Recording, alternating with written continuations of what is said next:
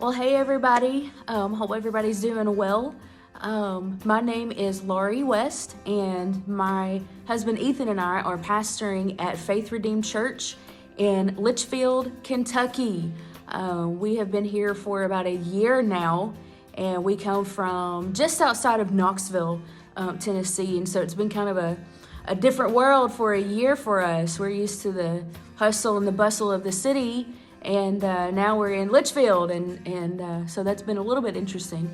But no, I just wanted to come on here today, and Sister Alice had asked me to do a video of something I'm thankful for, and I thought, my goodness, how do you decide one thing you're thankful for? And I could go on just because the Lord has blessed me so much in my life. But when it came down to it, I thought, okay, I'm thankful for all of these blessings, but it all comes down to one thing, and that's the Word of God. And so today, without being too preachy, I just want to say how thankful I am for the Word of God. It's alive, and it's awesome, and it's for us today. And so many people, especially today, who are going through trials and difficulties and good times, they lay there and say, oh God, give me a word. They're just looking for a word. And I always tell our church people, I say, okay, if you're looking for a word from God, open the Bible and you will find a word from God. There is something in it for everything we could go through. Whether it's a good trial or whether it's a difficult battle, the Word of God has something to say for us. And let me just give you an example. I counted, and over the last 2.5 years, I have personally experienced 11 major life changes in 2.5 years.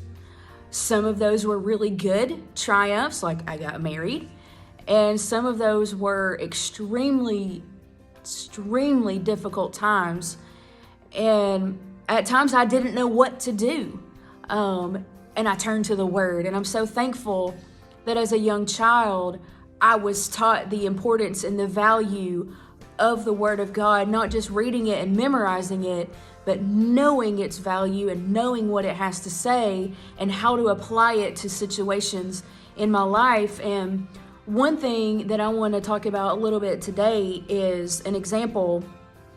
Is back in March of this year, I went through a physical battle that to this day, I'm still not exactly sure what was going on. I became very ill, didn't know what to do, didn't know what was going on. I went to several doctors, had many tests, procedures, everything was inconclusive, and I laid in my bed and I thought, God, I don't know what to do. And then I got an instruction, and the Lord said to me, you can go to every doctor, you can spend all of your money getting every test done, but here's your medication. And God gave me a word, He gave me an instruction, and He said, you are to get in the Word of God 3 times a day for 30 days. And that's what I did.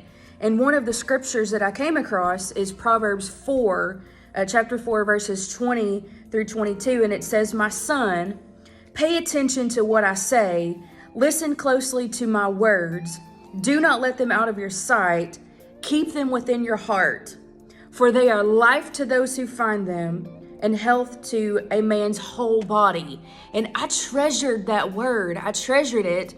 And I got it in my spirit. And not only did I begin to see a change in my body, but I formed a habit of being in the Word. And I've had the privilege of teaching the Word to our students here at our church. We've started a children's and youth ministry, and we're beginning to see them get a hold of the Word of God, and we're getting reports that they're taking it to their churches. And as our church people have gone through sickness and trial, they have applied the Word of God instead of panicking, and they have found great victory and great triumph in those moments. And so what I want to do today is tell you how thankful I am that God sent His Word to heal us and to speak to us and to deal with everything we could go through.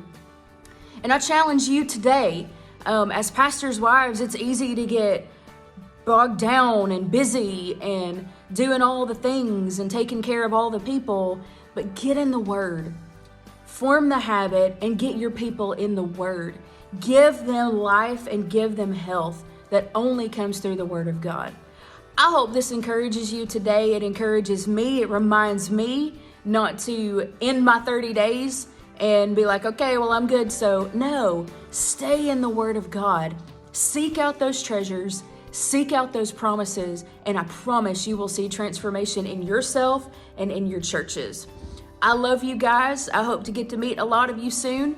And I hope that you have a wonderful Thanksgiving season.